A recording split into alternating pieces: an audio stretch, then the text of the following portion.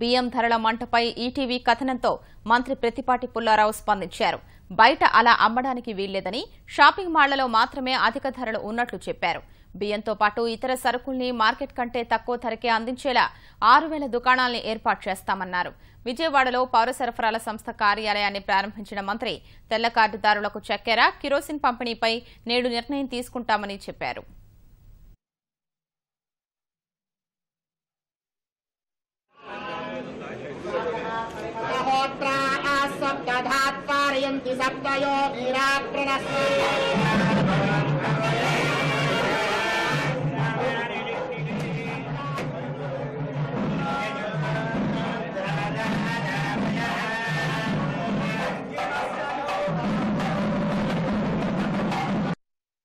ఎక్కువ ఎవరు అమ్మడానికి వీల్లేదు. ఆ మాల్స్ ఒక్కదాంట్లో మాత్రమే, అది కూడా 60 లేదు 52కి వచ్చారు. అది కూడా తగ్గిమంటున్నాం మేము.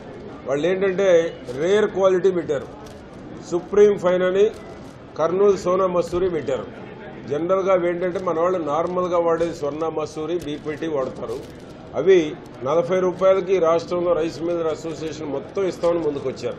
బయట మార్కెట్ కన్నా క్వాలిటీ సరుకులు సెప్టెంబర్ నుంచి 20 to 30% సబ్సిడీ మీద ఇచ్చేటువంటి విధంగా కూడా అది కూడా ఒక 6,000 షాపుల్లో ప్రయోగాత్మకంగా ఫస్ట్ పైలట్ ప్రాజెక్టుగా కూడా చేయబోతుంది. షుగరు, రెడ్ గ్రామ్ అంటే కందిపప్పు, పామాయిల్, మినప్పప్పు, పంచదార కలిపి ఒక ప్యాకేజీగా ఇవ్వాలి అనేటువంటిది ఒక ఆలోచన చేస్తున్నాము.